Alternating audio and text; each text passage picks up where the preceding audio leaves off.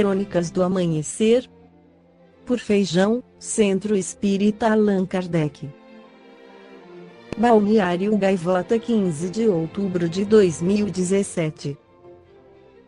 Estado volta atrás na distribuição de aula. Professor efetivo 2018.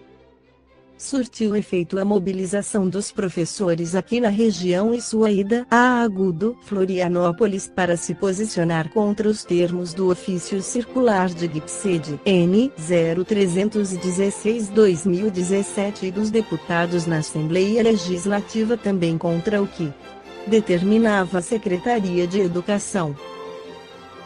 No dia 10/10, a Secretaria de Estado da Educação divulgou nota informando que, em atenção às manifestações dos deputados dos partidos da base governista da Assembleia Legislativa, dos gerentes regionais de educação, de diretores e professores de escolas da rede estadual de ensino, decidiu, em reunião de diretoria colegiada, tornar sem efeito as orientações referidas no ofício circular de GIPSED N. 0316/2017, que trata da distribuição de aulas aos professores efetivos das escolas da rede pública estadual de Santa Catarina, para o ano letivo 2018. No ano de 2018, continuarão vigentes as orientações utilizadas para a distribuição de aulas adotadas durante 2017. O papel do professor já não é há muito tempo a mesma do passado, pois antes ele detinha todo o conhecimento e passava aos seus alunos aquilo que havia estudado sem reflexão ou visão crítica dos conteúdos. Hoje, felizmente, os professores podem e devem ensinar os alunos a pensar, a questionar e aprender a discernir, para que possam construir opiniões próprias. Mas isso tem um preço: serem perseguidos e massacrados pelos donos do poder. Para que isto ocorra, o professor deve, em primeiro lugar, gostar e acreditar naquilo que faz, já que, através de seus atos e ações, ele servirá de modelo para seus alunos, e se ele ensina a refletir, deve fazer o mesmo; se ele ensina a respeitar o próximo, deve respeitar seus alunos e assim por diante, pois o aluno é como se fosse um solo fértil, onde o professor semeia suas melhores sementes para que se produzam belos frutos. A relação professor-aluno deve ser cultivada a cada dia, pois um depende do outro e assim os dois crescem e caminham juntos. De acordo com a pedagogia espírita, o objeto da educação é o educando. Na educação espírita, ele não se apresenta apenas como educando das concepções comuns. Antes de tudo, ele é um reencarnado. Por isso, além dos estudos biológicos e psicológicos comuns, temos de submetê-lo a estudos parapsicológicos espíritas. Sem conhecermos o educando à luz do espiritismo, não podemos proporcionar-lhe a educação espírita. Suas percepções extrasensoriais, suas faculdades e sensibilidades mediúnicas, suas orientações conscienciais provindas do passado são elementos importantes para o seu reajustamento psicológico na presente existência e sua reorientação educativa. Daí a necessidade de estudos abrangendo a criança e o adolescente a partir da psicologia espírita.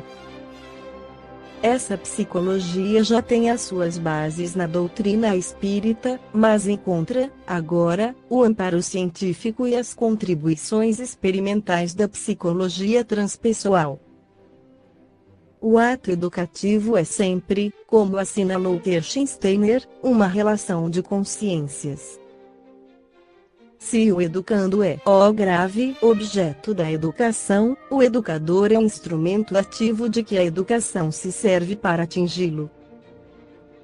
Impõe-se o estudo das condições necessárias do educador espírita numa coadjugação das contribuições profanas com os elementos doutrinários.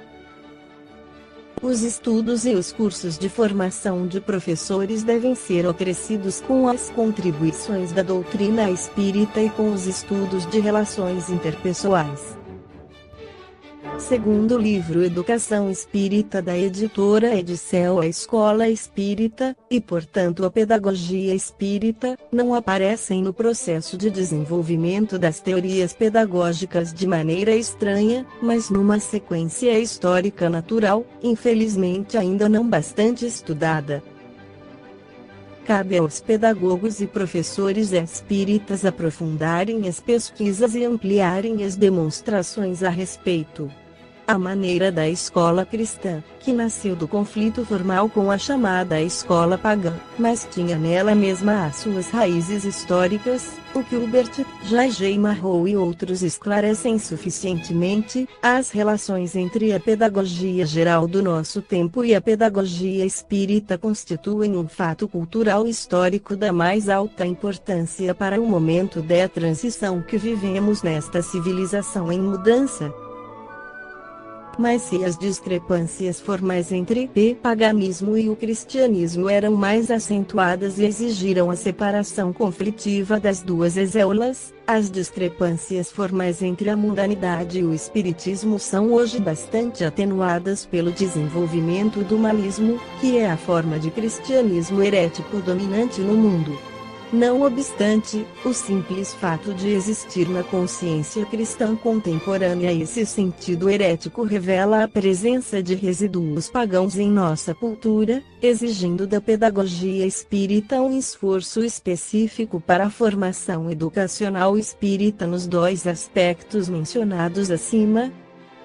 O primeiro, que é o da educação geral, resolve-se com a criação do sistema educacional espírita, já em desenvolvimento, desde que seguido da orientação teórica necessária, que é tarefa dos pedagogos espíritas. O segundo, que é o da educação espírita propriamente dita, exige a criação de um sistema educacional específico.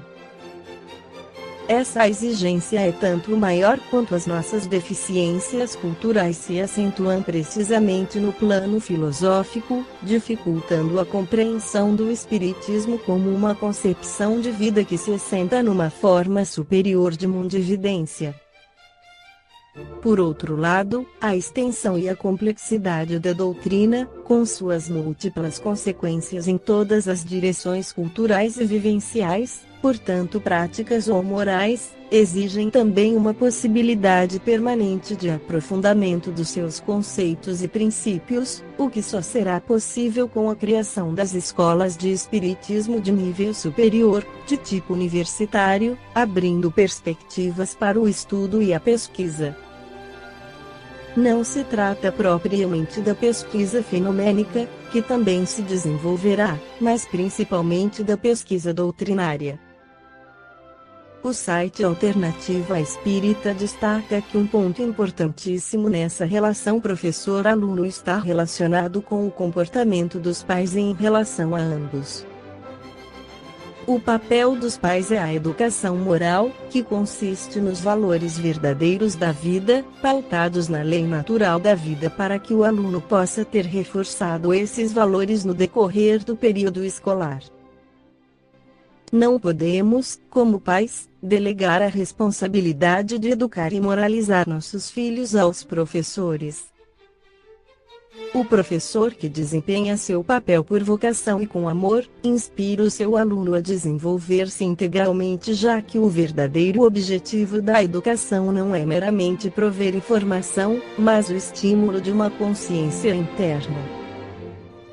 Algumas importantes atitudes, entre tantas outras, promovem esse desenvolvimento quando desperta o potencial do aluno ao invés de reprimi-lo, elogiando seu esforço ao invés de ignorá-lo, além de estimular sua curiosidade pelo saber, respeitando, sem impor seus valores pessoais, ajudando-o a descobrir seus dons, principalmente, encorajando aqueles que têm mais dificuldades, tentando garantir aos alunos oportunidades iguais para que cada um aproveite de acordo com sua capacidade, potencialidade e vontade, encorajando-os a pensar, a criar, a realizar e a amar, mostrando que o mais importante é ter uma vida nobre, corrigindo os erros do aluno e elevando sua autoestima, mostrando-se entusiastas, enérgicos e eternamente otimistas em relação à potencialidade de seus alunos, acreditando que um relacionamento positivo entre aluno e professor se origina através do respeito.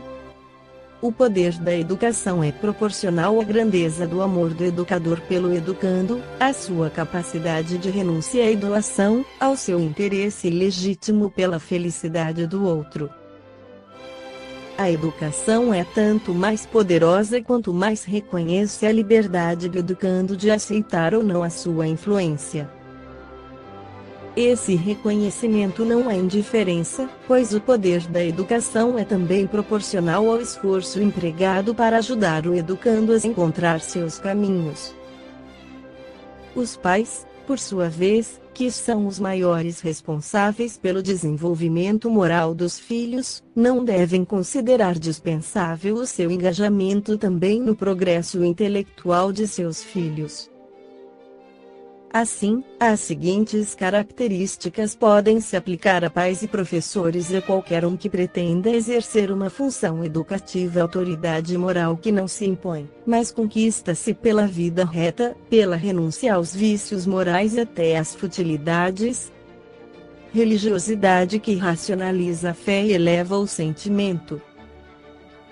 Sem legítima religiosidade, não há verdadeira moralidade.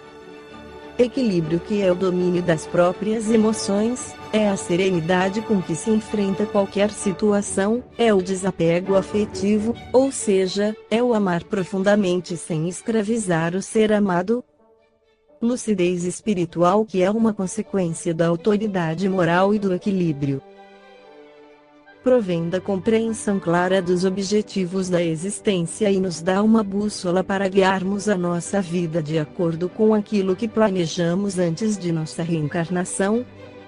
Capacidade de observação que se caracteriza por ouvir, observar e analisar o comportamento e as reações alheias, devendo ser empregada com tolerância, bondade e verdadeiro interesse no bem do outro, não para satisfazer uma curiosidade ou estabelecer qualquer espécie de domínio sobre o observado. Humildade que está inteiramente ligada à capacidade honesta de observação.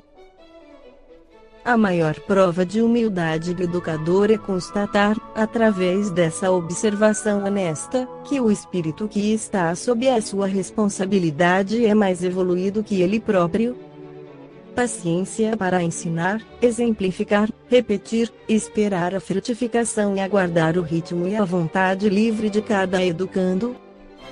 Firmeza e energia para perceber que, mesmo respeitando a vontade do educando, não desistir na primeira dificuldade e na primeira resistência encontrada. Só com a vontade firme, o educador terá, em primeiro lugar, êxito no aperfeiçoamento de si mesmo e depois, na contribuição que deve dar para o melhoramento do educando. Entusiasmo pelo saber, que é a capacidade de perguntar, o impulso de pesquisar. O educando tendo naturalmente esse ímpeto, é preciso alimentá-lo com a própria chama do educando e não apagá-lo com a sua indiferença e a falsa postura de quem já sabe tudo. Relembrando essas qualidades indispensáveis aos educadores terrenos, vamos encontrá-las em seu grau mais perfeito na personalidade de Jesus. Sua autoridade moral está baseada em apenas um poder: o poder do amor. Um poder que não se impõe, mas convida, que não violenta, mas converte e transforma os espíritos, acordando-os para a evolução, um poder que não pune o mal, mas sacrifica-se pelo bem, tomando sobre si todas as dores e serviços, para todos arrastar pelo exemplo. Esta foi a crônica do amanhecer de 15 de outubro, por Feijão.